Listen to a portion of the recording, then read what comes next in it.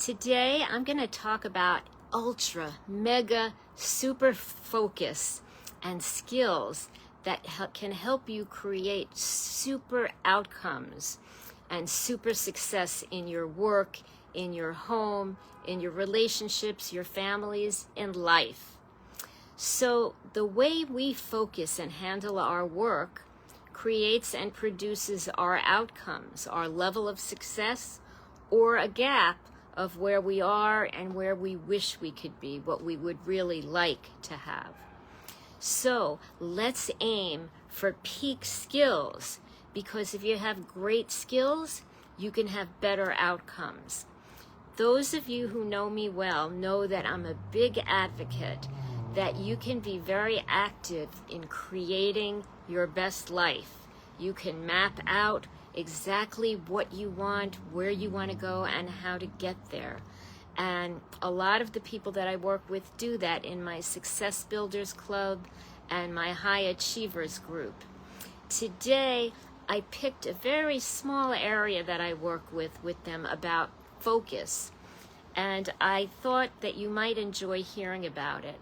I actually created today's session from some questions that I've gotten from people who want to know a little bit more about my Success Builders program and my High Achievers Master program. So this is the technique, one of many, many techniques. This is one of them in the program that people really seem to love, to talk about focus. Because, again, the way we focus builds outcomes. If you focus better, you can create more. I think even sometimes, how would you like to get 3 hours of work done in 1 hour if you can really focus? And I'm going to give you an example later in the program today of flow, which I'm really excited about sharing with you. I share that in my groups, and I get everybody to go and do it, see what flow is like. And it's really exciting when we do that together. So I'm going to give you a little example of it, and I'm going to give you an assignment at the end that you don't have to do, but I hope that you'll want to do, because I want you to benefit from my programs. I always want you to take some learning with you. And I think if you do an assignment or an exercise, it will help you get experience. So I encourage you, I will tell you at the end what the assignment is. I'm going to give you some learning before I give you the assignment so that you can do it. So let's just talk first a little bit about, in general, about focus. So often we try to focus at work, but there are so many things happening that we allow to happen because we're not trained to be focused. So while we're looking at our computer, the phone rings, and we're on the phone talking about something else that's not related to the computer that we're still looking at, and then we get a ping, a text message comes in, and then somebody walks into our office, and we keep all that going, multitasking, and people think they do it well, but all those interferences really cause a lot of stress.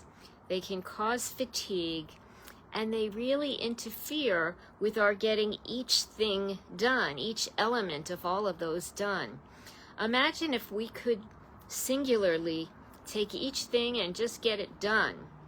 And that's really what I like to tell people about focus. If you really want to be focused, think about what it would be like to take an activity and limit yourself to that one thing.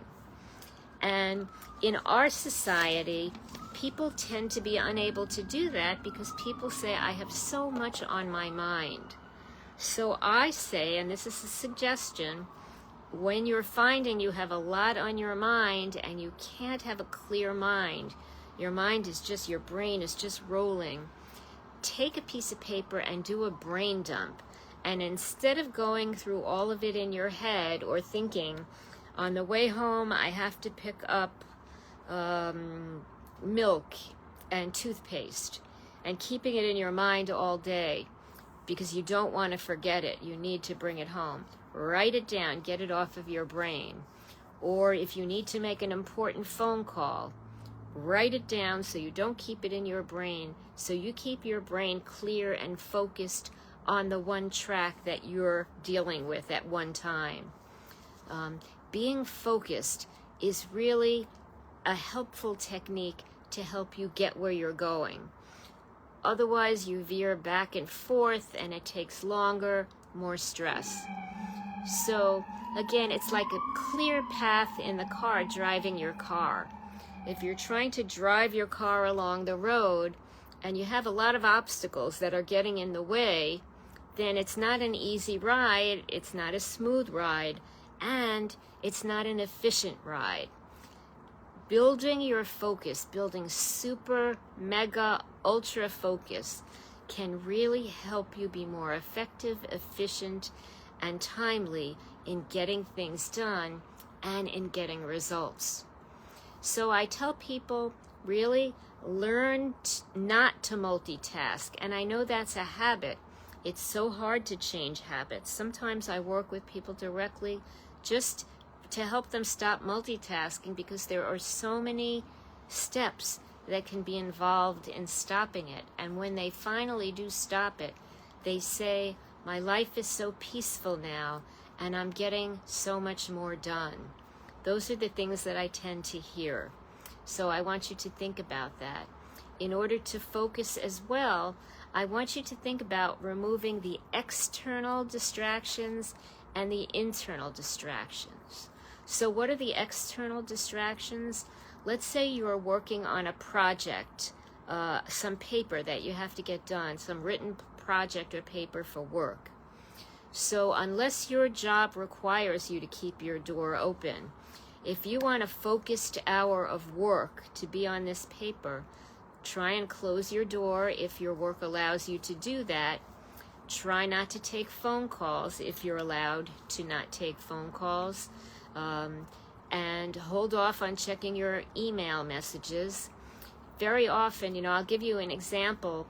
If we start work in the morning and we have project 1 at 9 o'clock, we say, I'm going to spend an hour on project 1, and then at 10 o'clock I have a meeting, and 11 o'clock I have project 2 that I'll work on. Well, let's say it's 9 o'clock, we're ready to do project 1. Very often people will say, all right, well, just before I start project 1, let me quickly check my email. That's not going to take long. And they'll go and look at their email and say, oh, here's an email. This is going to be really quick. It's not going to take any time at all. Let me just answer this email. And they answer it, takes a few minutes, and then they go back and then they realize, oh, look, this email just came in from this person. And they'll open it and they'll be like, oh, what a cute picture. Let me just write back. This won't take time at all. Let me just answer that back. And then again, like the example, they get a ping, they get a notification that they got a text message. Well, let me just check this text message.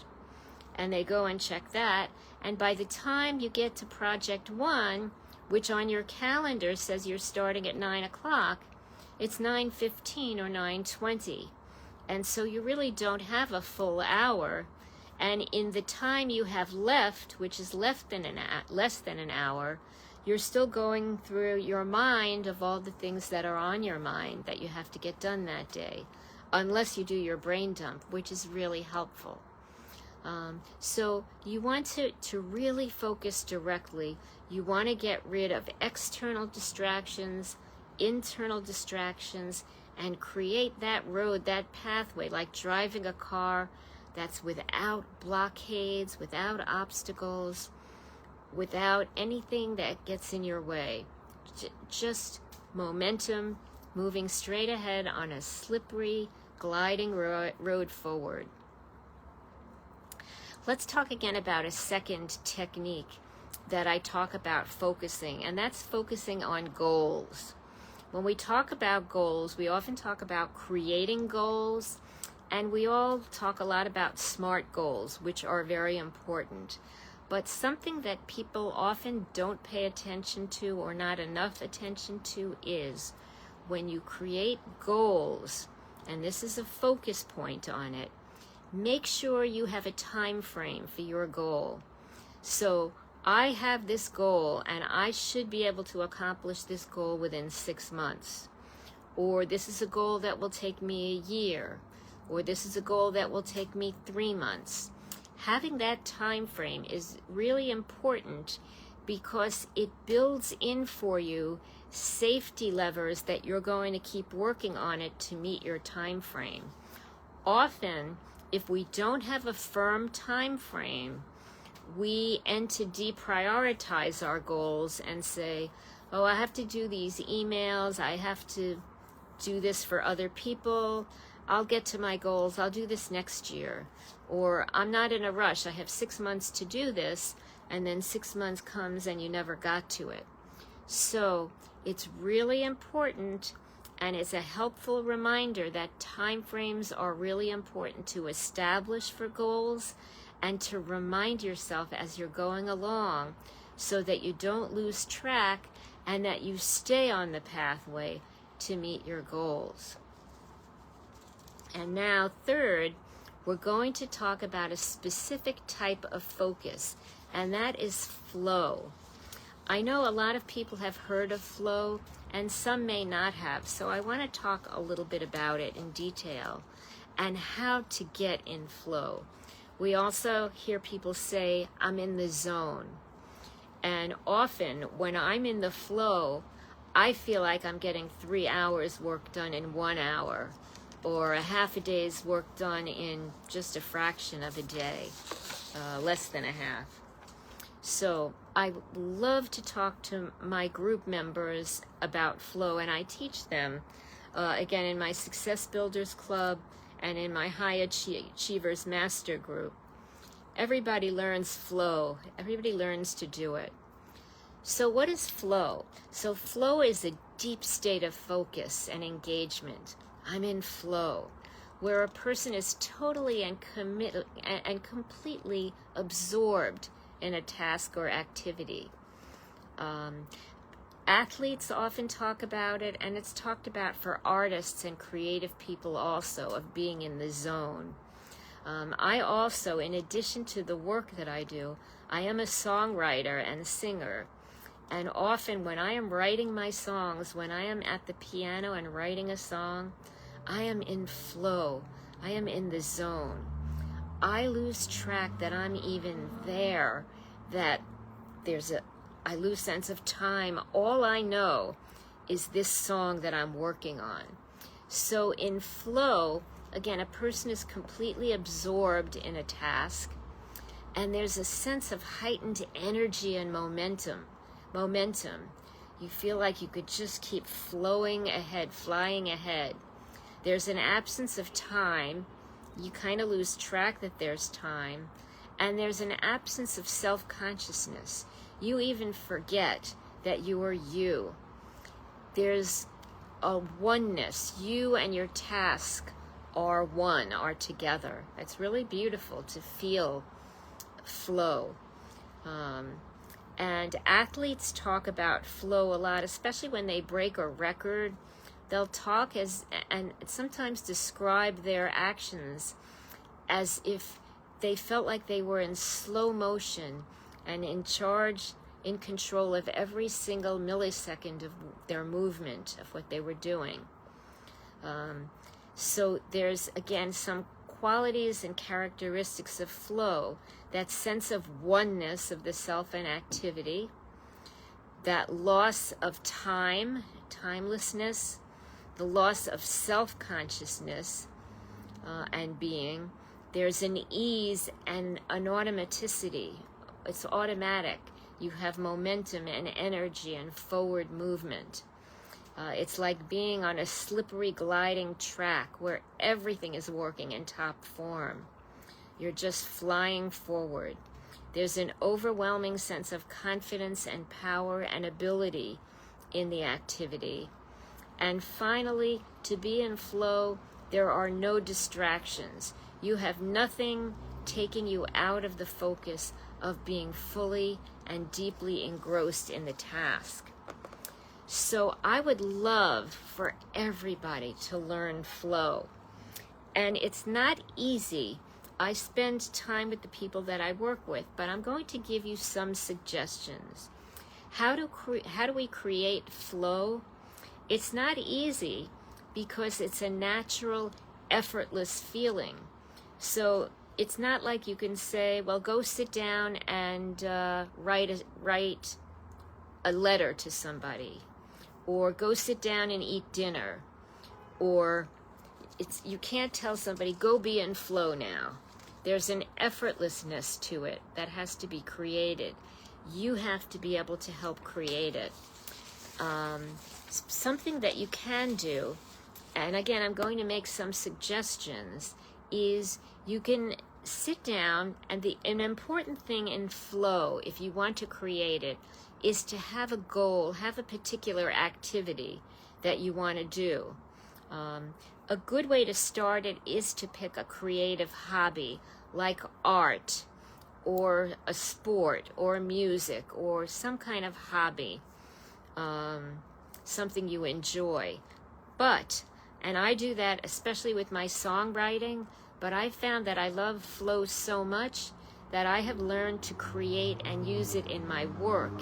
And I create flow in my work where I literally can feel like I can get like 3 hours work done in 1 hour, because I am so effortlessly moving forward and so focused, and I have so much energy and momentum that the outcome is so rich, so strong, so well filled. I just wrote a chapter for a book that I'm writing yesterday actually, and I was in flow, and that chapter came so easily. It was a difficult chapter. It came so easily when I was in flow, and the right words showed up. It was just beautiful. I really enjoyed it, which actually is another characteristics of flow as well. People seem to really enjoy that feeling of being in flow. There's no stress about it at all. It's like beautiful peace. So again, if you'd like to try it, and my assignment for you is, I would love for everybody who's listening to this either live or in replay to try it. Try flow. Even if you sit down for a period of 5 or 10 minutes and create a brief period of flow, have some project or goal in mind. I want to do this, either art or sports or music, or it could be something at work if it's something that you like. Try to pick something you like when you're practicing flow. And try to pick something, sit down, make sure you have no distractions, so you set up the right environmental conditions. No cell phone interruptions, no computer interruptions, no knocking at your door interruptions, no multitasking on your mind. All you want to do is sit, relax, let your mind go, and fly away with this project. Just let your pen or pencil or computer or paintbrush or whatever it is you're doing, or sneakers, whatever it is, let yourself just flow, be in the zone. So when I am working with people individually or in small groups, sometimes we talk in more detail about what works, what didn't work, what people can add to it. If you have any questions about this topic that I spoke about today, and I just love this topic because it really is life-changing to learn ultra mega super focus. It allows you to create results that you otherwise would not have been able to do, because focus sets up the conditions where you really can create outcomes. Whether or not you take it all the way to flow or you just stay in a degree of focus, it is really helpful. So again, I really encourage you, and my assignment is for you to try focus. If you've been, try flow. If you've been in flow before, try to get in it, try to do it more often. Maybe adapt it and try to use it for work. And people don't usually do that, but I've been applying it to work, and I have been helping my clients, again, in my programs, apply it to work, and it is fabulous because it makes work more fun, and you get work done more efficiently. So it's really a win-win situation. I've had some workplaces, some organizations, some companies that have invited me to come in and teach flow because people use it for their personal lives and their work lives, and bosses and managers love when they can learn better to be in flow and when they can teach the people they supervise to be in flow. That is a win-win as well. So again, if you have any questions, if I could help you, if you'd like me to present this to your group or your organization or your business, if you have questions about my Success Builders Club or my High Achievers Master Group, I am happy. I will put my calendar in the comments. I have a limited number of free telephone conversations that will be listed in my calendar. If you're able to get one of those, I would be happy to talk to you and help you build that ultimate super mega focus to create optimal success in your work, your life, your relationships, your home, your everything. So let's get this going for you. I look forward to speaking to you. Make sure you come back here again next Sunday, next week at our regular time, 8 o'clock in our group. If in Facebook, if you are watching this on YouTube, make sure you like and subscribe so that you will get my new sessions. And I can't wait for you to achieve super mega optimal focus. Let's talk soon.